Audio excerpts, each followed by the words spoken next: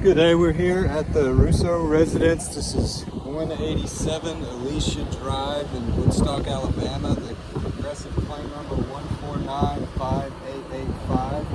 1495885-2050125. So what we're going to do is we're going to do a single shingle repair attempt here on this wind damaged shingle right here. As you can see, it's desealed, has a crease line.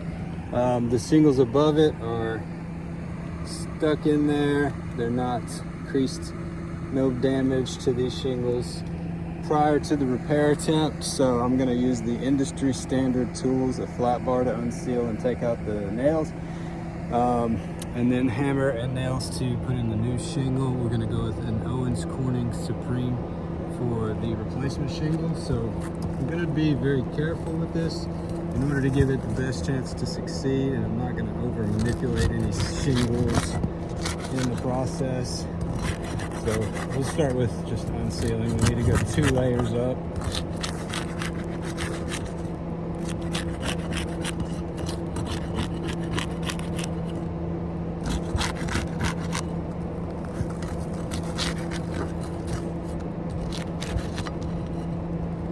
All right, let's take a look.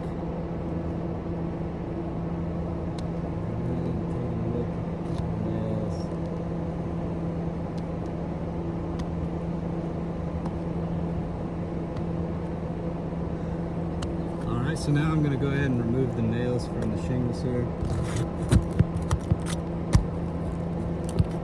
bit of a nail head pull through, nail head pull through on this one. So we have a little fastener failure right here. Any fastener failure is going to be another fastener failure. So what this means is that these nail heads are pulling through the shingle, causing there to be a larger hole than there was before. And now there's an unnecessarily large hole in the shingle where water is now able to penetrate through. So it's going to cause further damage in the long run now that we've had these nail head pull-throughs, and it's just because of the condition of these shingles. So when they get to this condition, it's impossible to avoid the nail head pull-through. But so far it's been about half of them, which is still a failure, but at least it's not every single one of them. Got the last one here. Nail head pull-through, some fastener failure on this one as well.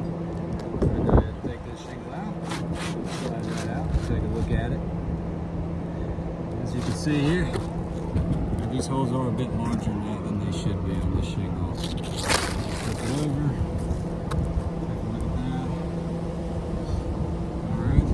Send that shingle off to our third party to check the status of these shingles, make sure that there's something we can source for a proper replacement.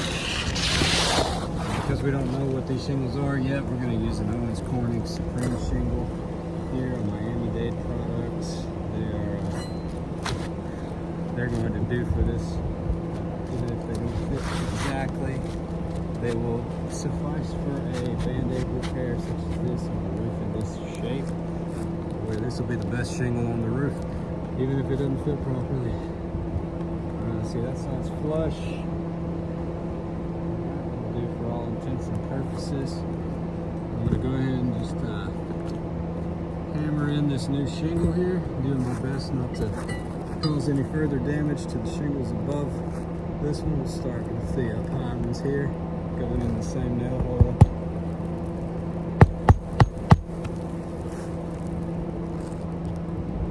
Going in the same nail hole allows us to avoid making additional holes in the roof if possible.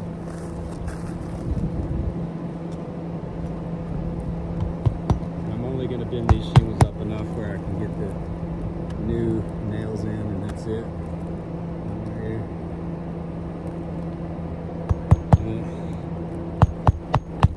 Should be above the tar strip, but I'm going in the same holes. If I was to go above the tar strip, I'd have to bend these shingles even more, but that would also be the correct striking zone for shingles, is right here above the tar strip. So in these, I have to go in the proper location. I can't even see them anyway where the old ones were, so I'm going to go ahead and take new ones here. Again, I'm not going to manipulate these shingles. I'm just going to simply go in above the tar strip in the nailing zone and make sure I don't hit the shingle in the process.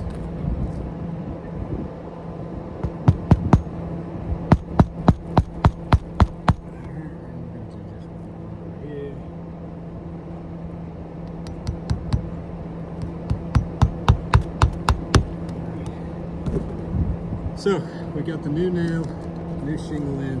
Let's take a look at what we've got here and determine whether or not this is going to be something we can do with the rest of the shingles on this roof, which are all in this condition, if not worse.